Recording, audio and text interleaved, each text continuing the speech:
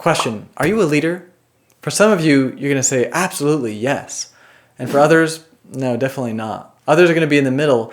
But whether you are or are not a natural leader, it's fair to say that candidates often find it difficult when confronted with this question, tell me about a time where you demonstrated leadership.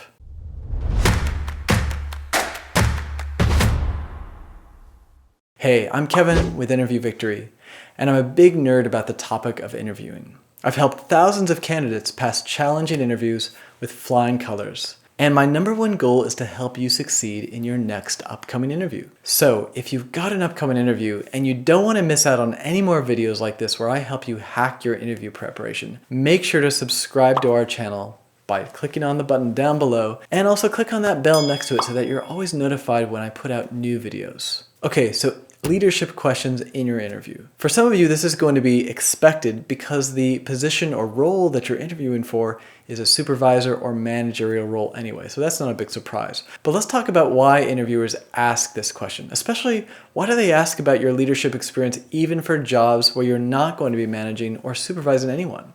Does that even make sense? Well, surprisingly, yes, it does make sense that they want to hear about your leadership skills, even if you're not being interviewed for a management position of any kind. Even if your only job is going to be to serve customers or simply crunch numbers all day, you'd better believe that leadership matters. Well, what's the quickest and most effective way of getting things done in this world? How do massive skyscrapers, aircraft carriers, bridges get built? How do microchips get fabricated?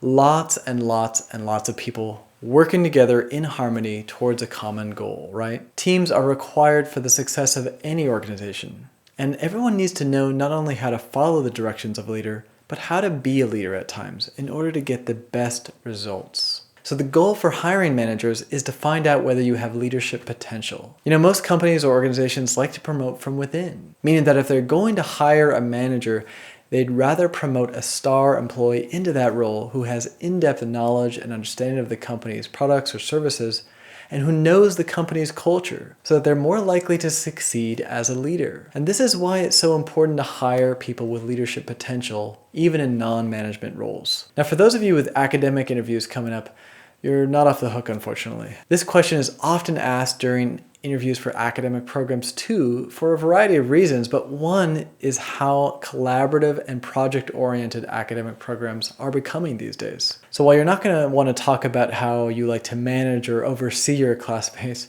you're definitely going to want to talk about how you've had positive influence over classmates in the past. But now let's get into the nuts and bolts of how to answer a question like this. I'm going to give you 3 keys to answering this question effectively. So number 1, you need to choose the perfect story of leadership in your past work or school experience. Number 2, utilize the C.A.R method in order to tell your story most effectively. Number 3, practice your story over and over and over again until it is perfect. So let's start with the first step, choosing your perfect leadership story. Here's the thing. You need to be very deliberate when choosing the right story for answering this question. And there are definitely a few do's and don'ts that I want to go over. Now, leadership stories need to go one of 2 directions. The first direction is that you stepped up and began to model a behavior that others followed. There's always this element of coworkers or classmates or somebody following in your footsteps. So in the first scenario, you're not necessarily a boss or a supervisor, but you stepped up and began to model a behavior that other people found useful and valuable and that they began to follow.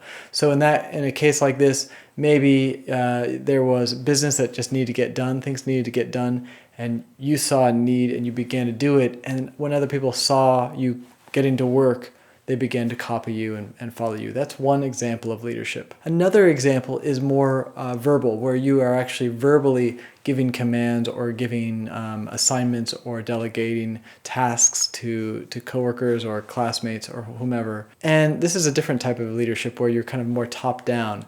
This would be as if you were a supervisor or a manager in that kind of role, or if nobody else was stepping up and it just seemed to be like chaos and you ended up fulfilling that by becoming the de facto leader. Now the best is if you combine the two, and in a case like that, you'd be first giving directions, maybe you'd be meeting everyone, giving some directions to different people based on their unique capabilities and stuff like that.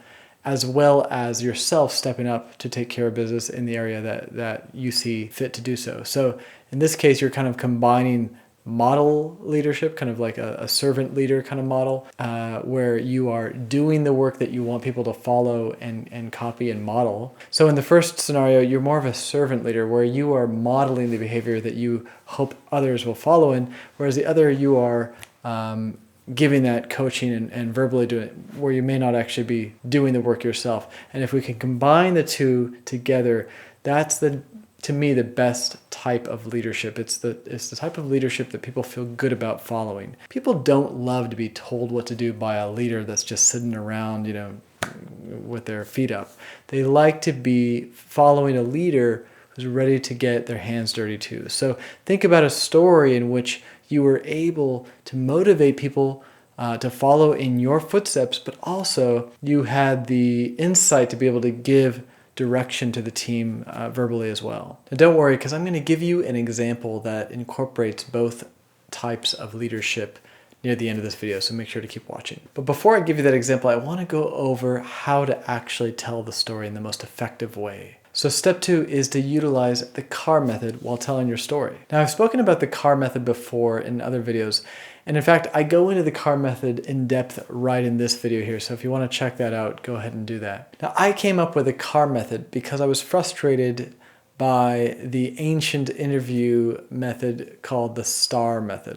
It's a popular thing out there that I find confusing, and I find it mostly unhelpful to candidates. At least for me, when I was a candidate, I didn't find it all that helpful, and it was hard to remember and a bit confusing. Now, while the STAR method ends up adding a lot more confusion and can encourage candidates to continue to babble on endlessly about uninteresting aspects of their stories, the C.A.R method is simple. Crisis, action, results. So let's get down to it. Crisis. Every interview story needs a crisis. If you're telling a story about a past work experience during your interview and you fail to mention a crisis at the beginning of the story, what the heck are you telling the story for? No crisis in your story basically means that your story was not important to the organization you were working with at the time. There always has to be a consequence if you, the candidate, had not taken action as a leader. Think about great leaders in history. Would Mahatma Gandhi have become a world-renowned leader if there was not a national crisis he was encountering, he was facing? He was absolutely facing a long-standing crisis, which was the British occupation of India. Another example, Abraham Lincoln, considered by many to be the greatest of all US presidents. But would we have really thought about him? Would we even think about him today had he not led the US through one of the biggest crises that it ever faced, which was the Civil War and the abolition of slavery? Major crises that basically defined him as a leader. And had he not encountered these crises, if it was just a smooth sailing presidency like many others, we probably wouldn't think much about him. And there's a lot of presidents that the US had that people don't remember, even during that time and within about 20 to 40 years of his presidency. So it's important to realize how crises help define leaders. And finally, the last example I'll use is Mother Teresa. Mother Teresa became one of the most important saints of the 20th century because she worked her entire life to improve a crisis of starvation, suffering, and poverty all around the world, and she was extremely successful at it. So I hope you're getting that without a crisis, we probably wouldn't be thinking much about these huge people in history. Crises define great people in history. That's just how it is. So I really want you to find your crisis for the story and make sure that you go into detail so that the listener really gets the point. If you hadn't stepped up to lead that day or that week or whatever, bad things would have happened. Before we go any further though, I want to encourage you to download a free guide that I put together. This is just to help you on the day of your interview. So down in the description below, there's a link that you can click on to download my day of the interview checklist. Grab it, print it out a few days before, go through it, and make sure that you have everything ready to go. So back to what we were talking about. Now the next component of the C.A.R method is action. What is the action that you took to resolve or to fight the crisis as a leader? What about your action was leadership? Did you make a suggestion to the team that everyone liked and agreed with? Did you inspire your teammates with motivating words, or did you simply start taking charge because, no one else in the group was willing to do so? So you stepped up. Now the actions that you took shouldn't just be about you barking orders at your coworkers. They should show how you motivated them to act for the greater good of the organization and its stakeholders. Also, very important to show that you were willing to join in the dirty work. And again, we talked about that servant leader type style, where you were willing to model for your fellow coworkers what you hope to see from them in order to accomplish what the team needed to do. Now, one of the most common mistakes that I see candidates making is that they talk about their leadership experience a bit too humbly. An example of this would be to only say things like, "we succeeded," or "we decided," "we did this," or "we did that," referring to your team, but never mentioning yourself as that critical hero. As I mentioned in other videos, you must be the hero in your own story. If you're not saving the day and in your story somebody else is, like your boss or your coworkers, well, the interviewers aren't going to care much about your story. And in turn, they're not going to care much about you. In fact, maybe they'll just wish that they were interviewing your old coworkers instead. Another thing I want you to think about when you're talking about the actions that you took as a leader is that I want you to think about the techniques you used to motivate, your fellow coworkers or classmates, especially if they were not people who reported to you as a supervisor or manager. Now, this part is critical,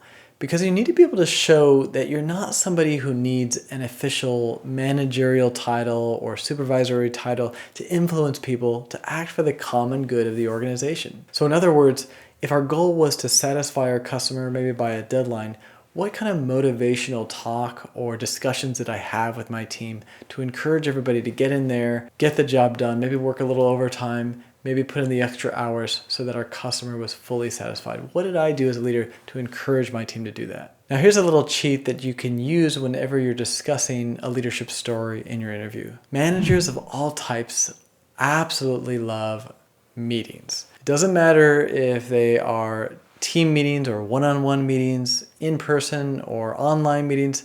Managers love meetings, and they love to hold meetings because they believe that meetings are the best way to get things done. And I can't say that they're wrong. Meetings are a critical part of making organizational or team decisions, and they do help to resolve differences of opinions. They're basically vital for making sure that everyone is on the same page and working towards the same goal. That said, I'm sure many of you who worked for large companies already know that holding too many meetings can be a big waste of time sometimes, right? So I'm not going to go into that, but I will say, because managers love meetings so much, always ensure that your story includes either holding a meeting or suggesting that the team hold a meeting in order to make a critical decision about the way forward. Now, alternatively, for those of you who either are managers or who used to be managers, you can discuss on your story how you set up a one-on-one meeting with an employee who was maybe problematic. Maybe they were derailing an important project that you were working on. And so you'd want to discuss how you met with that individual, listen to their concerns, and were able to address their concerns in order to get that team member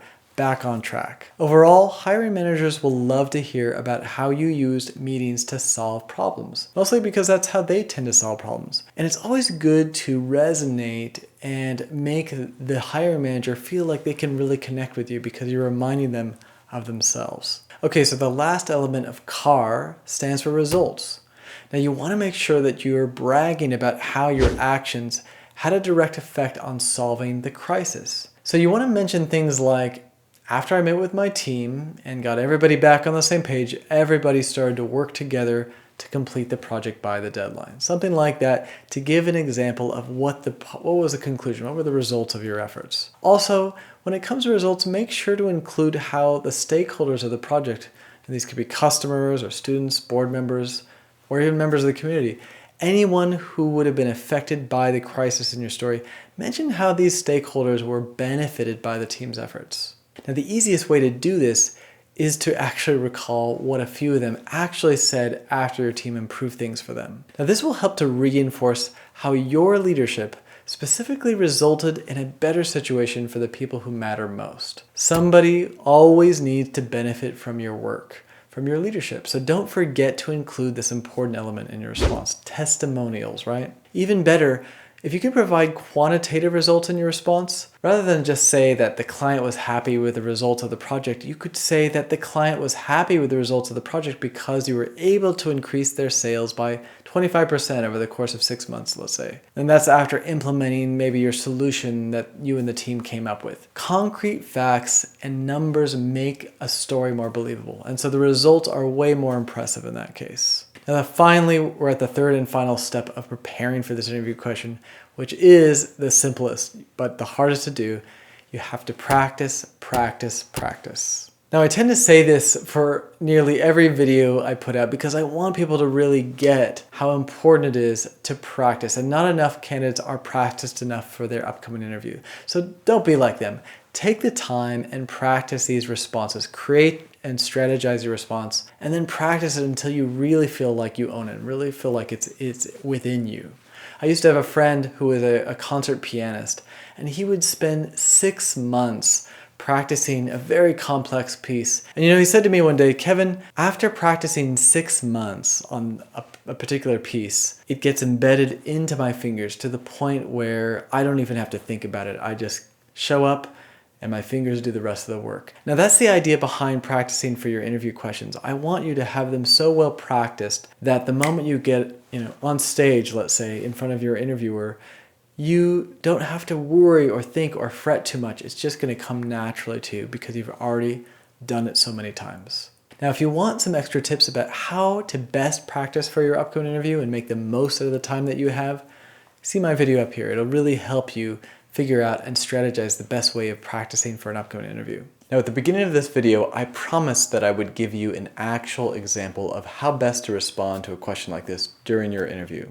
So let me do just that. So the experience I'm going to talk about is based on my previous time in corporate IT many years ago. While it's not exactly how things went down, it's very similar. And so I'm going to talk about my leadership experience during that time. As I'm discussing the experience, though, I want you to try to find where I'm discussing, number one, the crisis. So as I'm discussing what the crisis was, pay attention to that. Then I'm going to talk about the action that I took, and then you're going to hear, of course, the results. So I want you to kind of look for those three components during my experience. Okay, so a time where I demonstrated leadership. So at my last company, when I joined at the beginning, we were really a small team still, but we were growing really fast. I had joined a few years after the company started. It was in that kind of startup phase where there were just a handful of people, and we were moving at a pace where we were just, more customers and also much more employees. We were getting, there were times where we would hire 10 to 20 people a week. And I, being a part of the information technology department, we were doing our best to accommodate things. But one thing that I kept hearing from new employees, but also current employees of different departments as we would work and interact with people, was how much everyone hated our website. It was just a site that the initial founders had thrown together, had someone throw together, but it was really unattractive, really plain, not very helpful, lacking a lot of information, really out of date, and didn't have a lot of the features that a lot of the departments were hoping it would to represent the company better. So it is something that, having a development background, a web development background myself, I actually approached my manager and just said, hey, I'm getting a lot of feedback from other departments that I'm interacting with that, they're really dissatisfied with the website, and they're all kind of blaming our department. They all think it's, because we are the ones who originally built it. Why are you guys letting this happen? So I just said, I would love to, even though I have a lot of other projects on my plate, but I'd love to add this one to it and take the initiative of just taking on this project. And you know what? My manager was really excited about that. She had also felt like that was something that needed to happen, and it had been on her plate and on her mind, but didn't exactly know where to go. So she said, go for it, run with it. We talked about next steps. I suggested that we start to invite different folks from various elements of the company and to a meeting, and we could have a kickoff meeting and get this thing started. So that's exactly what happened. Then the next 2 weeks, I held our first initial kickoff meeting for this project, and there were representatives from each and every department who all came and were willing to to join in and get this thing up and ready. So we gave ourselves about 3 months. After the first initial meeting, I took all the ideas, the solutions, design requests, the feature requests that everyone had during that meeting, and I created a new project in one of the project management softwares we were using. Within a few weeks, we had met again, and we began to work through some of these subtasks, through some of these aspects and deliverables of the project that needed to be done. I broke up the project into different deliverables, components, and basically tasks, and I began to assign those out to the various departments depending on what the project was or the task was. So if it was writing content, coming up with, gathering images, having designs, design work or logos or things like that done, and also feature requests for our coders, our programmers. So I split it all up, and then that core team that had met initially began to meet every other week, where we would go through where we were with things, status updates, and make sure that everyone was on the same page and everyone was working towards the goal. We had, again, 3 months to get this done. There were a few times where I had to meet one-on-one with individuals of different departments to really ask them about what was going on, how they were progressing, and if they needed any help, just because they were working on tasks that needed to be done in order for other ones from other departments to be done. So, and because certain tasks were dependent on other tasks, there were times where I actually had to meet one-on-one with certain individuals and just kind of say to them very bluntly, like, hey, this project, this task has a deadline of next week. Your progress seems to be about 5%, 10%.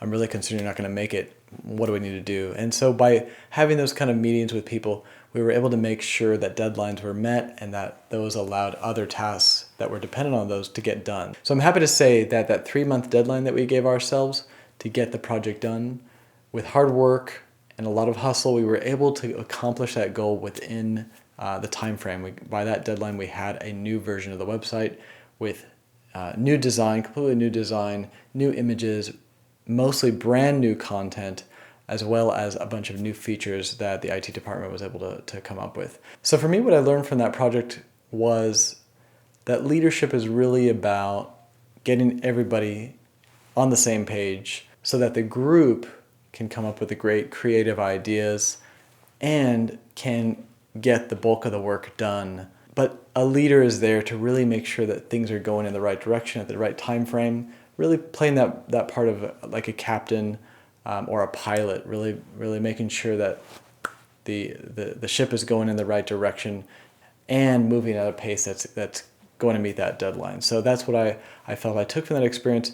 So overall, that was a great experience that I learned a lot about leadership from. Did this video help you? Are you going to use this response or something like it? I hope so. And if so, I can't wait to hear about that from you. So make sure. Also, don't forget to subscribe to our channel below and ring that bell so that you always know when we get a new video out. Okay, everyone. Thanks so much for watching, and I'll see you in another video.